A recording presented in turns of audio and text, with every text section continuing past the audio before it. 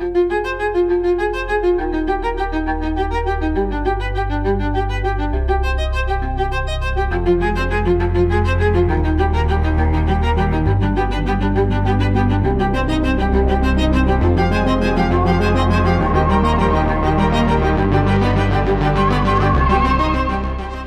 G4, and you're listening to the Beginner's Guide to Model Railroading, for now, the exuberantly opinionated guide to the basic techniques of the world's greatest hobby. In this episode, I'll address some long-deferred Q&As.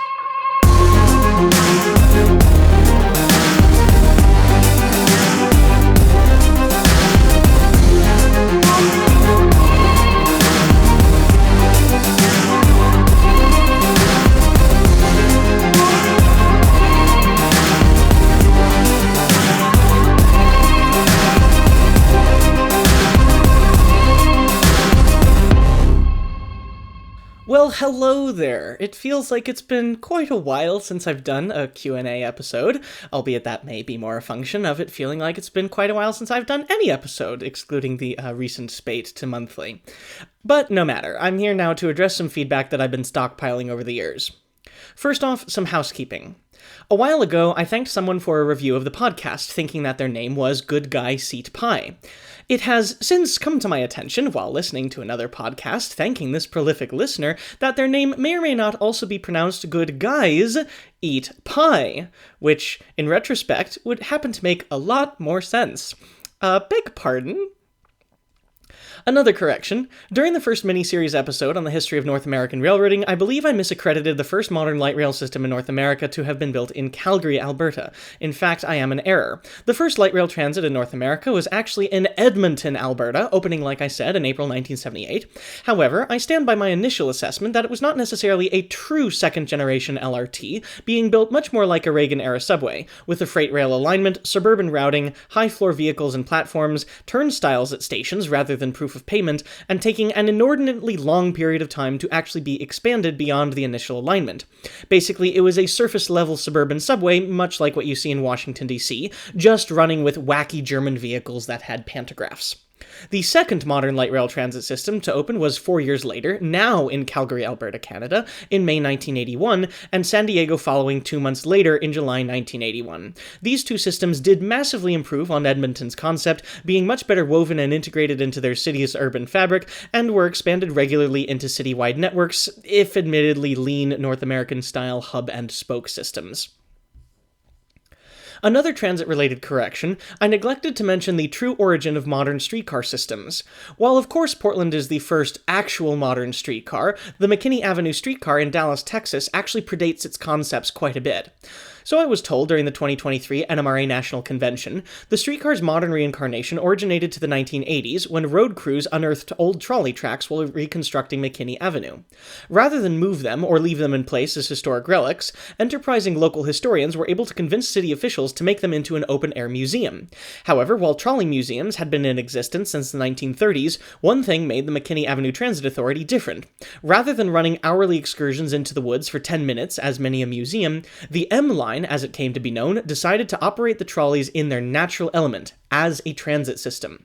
Since 1989, the M Line has operated 7 days a week, 365 days a year. Free to the public since 2002, it made its first connection to the Dallas Light Rail also in 2002, and its second in 2015. At 4.6 miles and 38 stations, it is treated as a proper public service, and was one of the very first municipal utilities to be restored after the 2021 Texas snowstorms.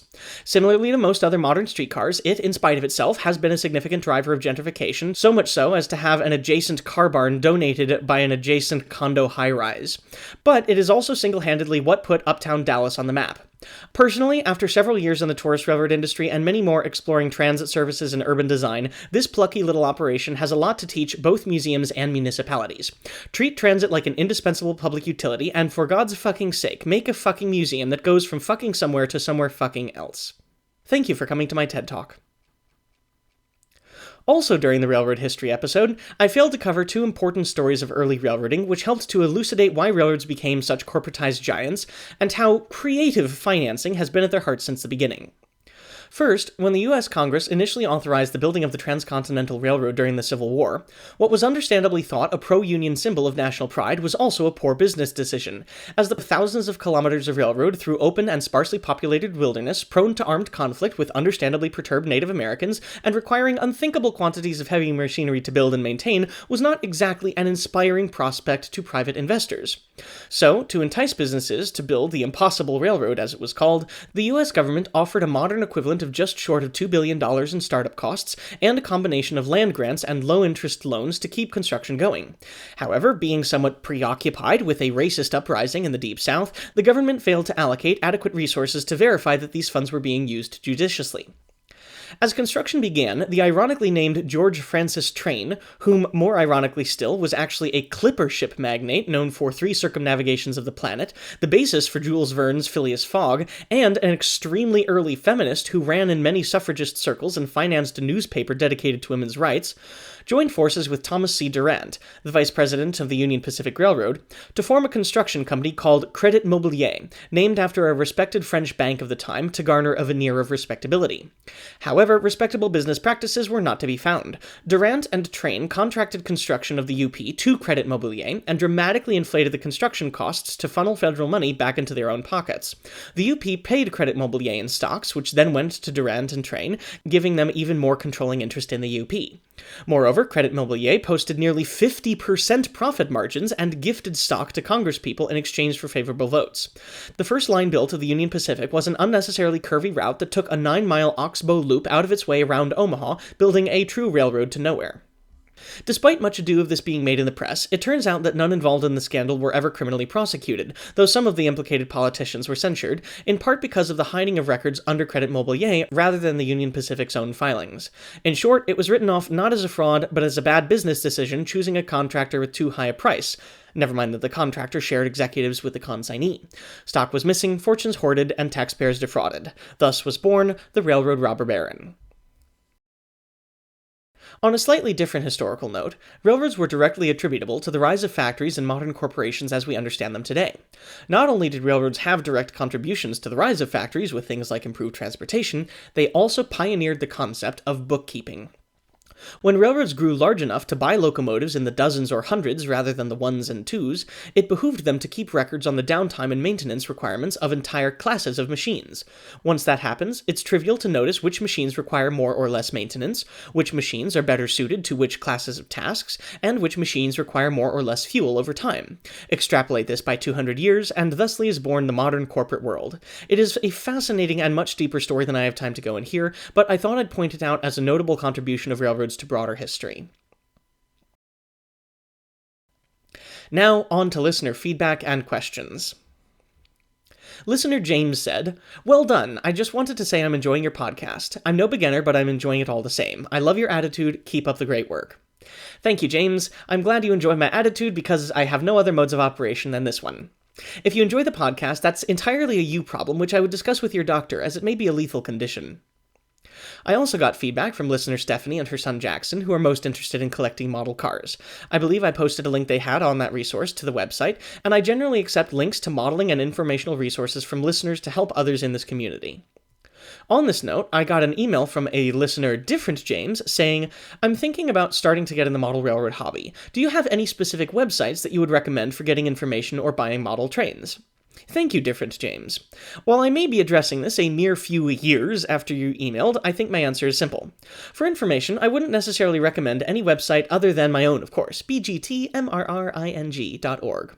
Rather, a good old-fashioned book is always the best way to start because they usually have more thorough, well-thought-out information without blasting you with all the unnecessary and untrustworthy junk you might find on the internet. Hop on down to your local hobby shop and see what's in their book section. Anything with a sufficiently beginnery title should do, and if you don't have a local hobby shop, I personally usually enjoy Combox publications. For buying models, model railroading is niche enough that basically anybody who has the wherewithal to offer a locomotive is probably worthwhile. Not all locomotives are great, but basically all are good. However, some, I will admit, are gooder than others. If you are an aficionado of locomotive programming, you may want to be more discerning, especially for those containing either ESU Loc Sound or TCS decoders, but if you're a general issue modeler, basically anything with a DCC sound decoder will work for you. If I were to add any caveat, probably one which will make its way into the next beginner's listener's Quran episode scheduled for release in 2053, it would be to look for locomotives that have a keep alive or current keeper capacitor in them. While not necessarily extremely common now, I believe the future to be a mixture between that and dead rail technology. Especially for beginners, the potential risk of pediddling yourself with a waste of time of track quality begs the solution of improved locomotive quality. Buy DCC sound keep alives first, DCC sound second, DCC third, DCC ready fourth, and regular DC if there are absolutely no other options. Make your first locomotives easy and reliable on yourself, and then graduate to more difficult decoder installations later. Secondly, I would strongly encourage you to become socially involved in the hobby, as that can often teach you more than what any book ever could. Find a hobby shop, local club, or online forum, and start making friends. Relatedly comes a question from listener Ethan. Hi, I love your podcast, but I have one question. Can a DC train have sound? I'm building a DC layout and want to run a train that makes sound, but it can only run on a Hornby DC system. Ethan, while I will caveat my answer by saying that I am unfamiliar with the specifics of Hornby's DC system, to my knowledge, most modern NMRA-compliant DCC decoders do play sounds on DC mode. Most of these are automatic, like chuffing or engine whine, but you sometimes can trigger other sounds, like whistles or bells. I believe MRC makes a device that's capable of doing this on a DC system, but at that point, if you're already investing in a device to trigger sounds, it may as well be worth your time to convert to DCC anyway. A single investment of a $400 or pound DCC system and $100 or pound decoder every now and again for your favorite locomotive could end up lasting your entire hobby career and offer countless hours of fun. Happy modeling. Next comes a message from listener Andrew, pinning him for later. Hello, I know it's been some 4 months since your last episode, but I'm guessing you'll get this somehow. Well, it ended up being a little bit longer than that, but I'm back now. So, Andrew, I appreciate your optimism, however misplaced it may be. Continuing. I'm 38 now, but when I was 10, my dad and I vaguely worked on an HO scale layout, but I don't think we ever actually got track fastened to the 4x8 foot sheet of plywood in my bedroom. Back to 38-year-old me. My dad is nearly 82 and had surgery scheduled after the main part of the COVID pandemic. A much longer than anticipated hospital stay plus rehab led me to deciding I really wanted to involve him in the railroad we never built. I've got a 2.5 by 4 foot N scale layout started, and I'm eager/nervous/excited and all that about getting wiring started, planning out where I'll add insulated rail joiners or not, and actually getting FlexTrack put down. The idea for the size is that it isn't too big to keep at home, but also I can throw it in my hatchback and cart it to my parents' house.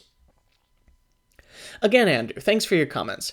I'm glad to hear you're working on a layout with your father. In my experience, you don't need a big layout to have fun. Even a small shelf layout with a foldable continuous running option is enough to entertain. My biggest pieces of advice are thus. Do not be afraid to start something, and do not be afraid to tear it out and start it again.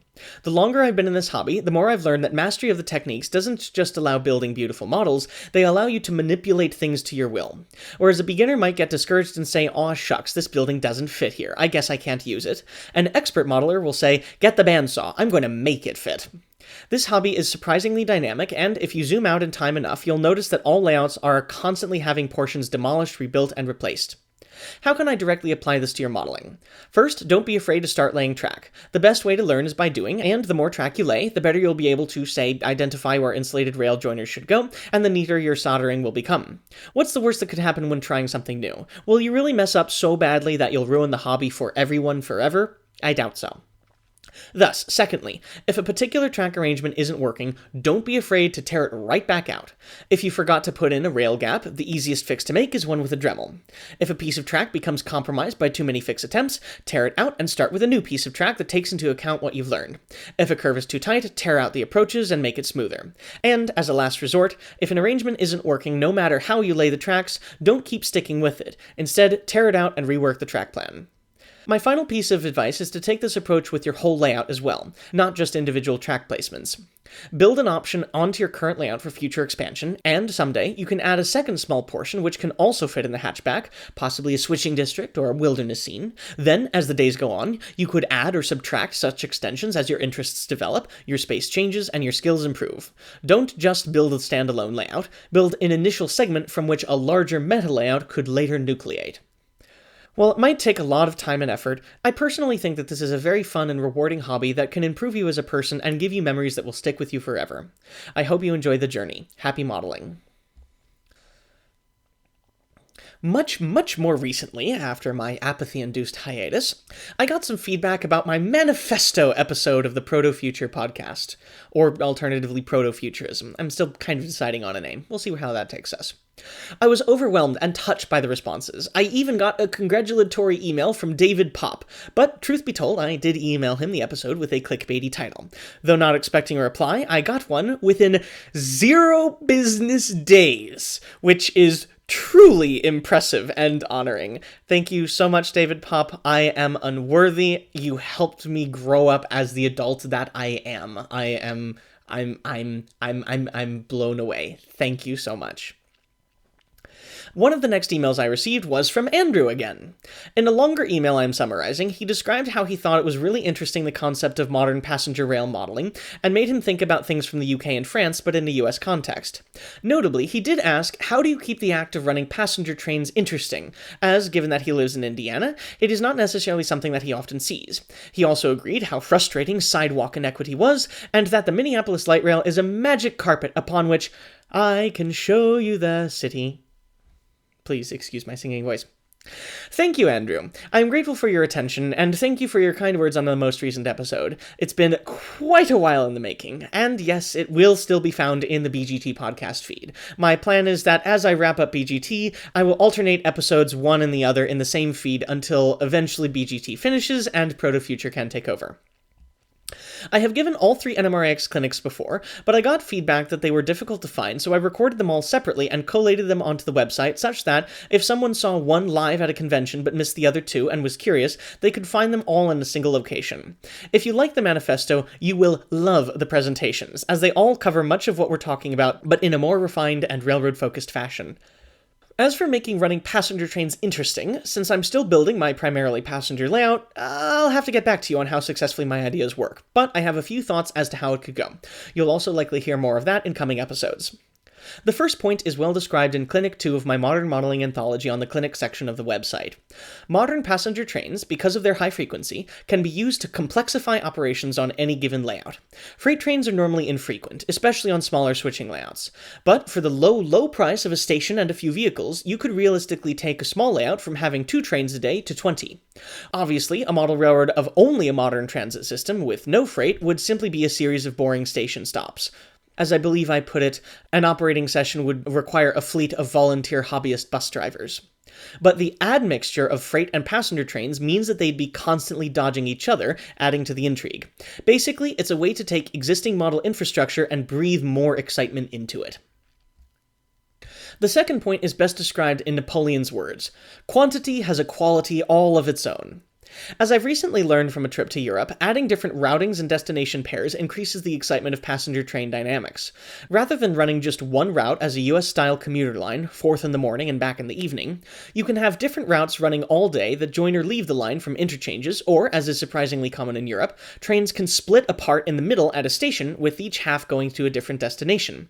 And that's all before we even get to passenger yard operations, which, while not as extensive as they once were with RPOs and head-end traffic, are still interesting places with cleaning, maintenance, and etc. of train sets.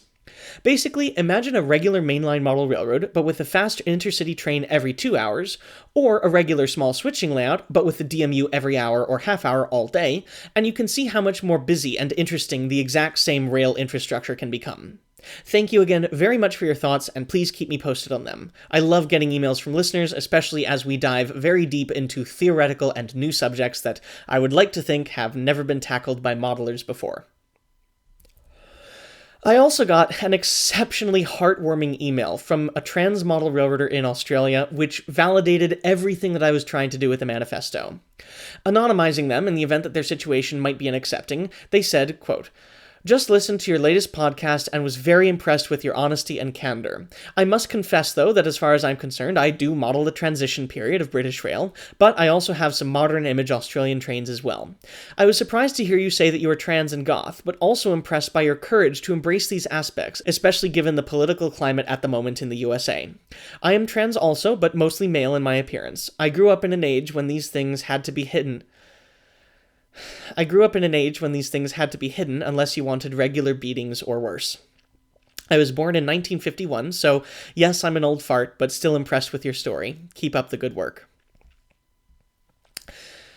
I'm so thankful for your appreciation of my honesty, as tact has never been one of my aptitudes. And you're more than allowed to model whatever time suits you. My argument is with those whom think modern modeling has no redeeming qualities and whom wouldn't consider modeling it. A random distribution of modeling errors is what I seek, not the current over-representation for certain periods. That you're even here emailing me and own modern outline models sets you leagues ahead of your peers. As I've learned from years of truly unpleasant experience, it's easier for me to come out as trans, goth, and autistic because, at least for me, trying to appear or act remotely normal usually ends up with worse results. It's better to wear who I am on my sleeve and set expectations than to try and hide it and fail even worsely so. The USA does have some issues at the moment, which is why I'm considering running away to places more liberal and progressive, like the birthplace of Nazism, but sarcasm aside, if I'm mass shooted in the interim, at least I die as myself. I once asked an elderly trans NB why transness was so young at the moment, and they responded with an answer that I was not expecting, and this is really only one that comes from the wisdom of age. They said, because everyone else died from AIDS or hate crimes. That you, dear listener, lived to be 72 years old over that period of time, it doesn't make you an old fart, but a weathered survivor. And my hat off to you goes. For a long time, I too passed an appearance as cis, but keep in mind, that doesn't make you any less a member of the community. In this era when the T lags so grossly behind the L, the G, the B, and the Q, your wisdom is in precious short supply. And on a podcast with such a pitiful following, or at least I'm assuming, that you sent such a wonderful and inspiring email to me not but 30 hours after the episode was posted is honoring and validates my quest. Thank you so much. I am very grateful. And finally, just as I was getting ready to finish this script, one last email slid into my DMs. It goes. If you are interested in a somewhat underdescribed diversity in the community, the self-identifying transgender community may be worth a look. I have had a few participants in MRR who are part of the community and talked about it with. And in another email, he continued, "It is a very curious thing that the hobby swings right. I think it is something to do with the cost of the hobby and need for adult money in order to play. It is a curious topic. Anyway, count me as a listener. Best regards, Tom Barbalet." Oh, wow. I was not expecting to be congratulated out of the blue by such a hobby luminary. I am literally beaming. Thank you so much, Tom. Astonishingly, I was not aware of the transgender community, but that is a perfect way to describe it, although I think I might myself be more transgender. Thank you for sharing. I hope you found my rant interesting and thought-provoking. If you liked that, you will love the clinics on the website, particularly Part 3, which is a manic 160 slides in 60 minutes. I joke that it needs an epilepsy warning at the beginning. I don't necessarily consider it so surprising myself that model railroading leans right, even accounting for the fact that millennials are bucking tradition and becoming more liberal as they age, as opposed to previous generations which become more conservative. If you are of a more progressive mindset and prefer more modern rail infrastructure, you can partake in the rail transit hobby through municipal activism or just walking outside and seeing the trains that are running right now. However, if you are of a more traditional mindset, the world has already moved on, so outside of a few railroad museums and tourist trains of narrow scope, in as much as the trains are old but the environments they run through seldom are, your only option is to give up on the present and build the past for yourself in miniature. Thus, I think that the very medium of model railroading, a hobby in which you construct miniature worlds, inherently enriches for people seeking older, more traditional worlds which no longer exist outside. Furthermore, to my understanding, being a conservative inherently comes with an anxiety of feeling like the world you want or understand is, in many cases rightfully, decaying, and being in charge of your own personal world depicting the past may help assuage this anxiety. This is hardly the fault of the broader model railroad hobby, or even of model railroaders themselves, but it does lead to an echo chamber. A favorite saying I've heard, "The choice to remain politically neutral is itself a political choice," rings true in hobby spaces too. To be sure, choo-choo inequity is much further down the list of injustices to deal with than, admittedly, basically everything else. But that there is even an echo chamber to begin with is itself indicative of a problem. Even if all model railroad podcasts and layouts decline to declare a political affiliation, that there is such an overabundance of transition-era, small-town America, white cis-het-topias somewhat gives away the true nature of the landscape. I've often been asked at various conventions I presented at, particularly Part 1, Modern Transit, why I don't give my presentations at municipal planning boards or state DOTs, and it often takes a not insignificant amount of restraint, my worst subject in grade school, to not quip that civil engineers know all of what I lecture and usually have for 40 years, but are stymied by voters wanting to, quote, protect the character of their neighborhood, unquote. My goal with these projects is thusly twofold, both to rectify what I see as an oversight in the hobby by educating and introducing potentially juicy modeling subjects, but also to meet the voters where they are and sneak in a portion of eat your municipal infrastructure and civic duty vegetables to an otherwise unassuming audience of modelers. Model railroading won't be politically neutral if all the podcasts and publications declare themselves centrist. Instead, model railroading will be politically neutral if you have your choice of right or left-leaning modeling media to partake in. And even this is a bit of a disingenuous supposition, seeing as a decidedly non-zero number of hobby media leans right, with the present absence of a counterbalance. Quoting from my Proto-Future Manifesto, hence, I'm here. If I wasn't already gung-ho and barreling on to making this a regular podcast, having such a prestigious modeling influencer in my listenership as the likes of Tom Barbalet would be enough to make me so anyway. I just hope I don't disappoint. Too much. Anyway, thank you, Tom, and thank you everyone else who has deigned to send me a congratulations, comment, or question. It makes me think that this wacky little project may be a meaningful endeavor after all. Again, from the bottom of my heart, thank you.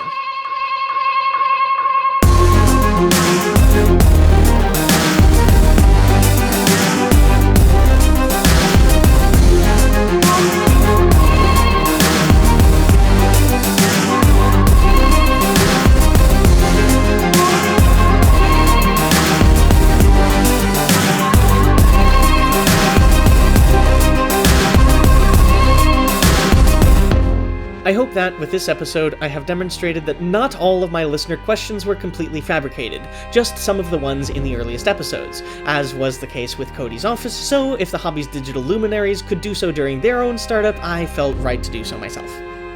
If you want to join our currently dead Facebook community, you can, but I gave up on social media over the pandemic, and it probably won't be very interesting. Instead, if you have a question or comment, would like to make a donation, or would like to learn more, please visit the show's website at www.bgtmrring.org. If you like the show, please give me a good review on iTunes and subscribe to the podcast feed. If you did not like the show, do not say anything and contemplate the thought crime that you have committed. The theme music for this episode was Spark of Life by Benjamin Lazarus through Tribe of Noise.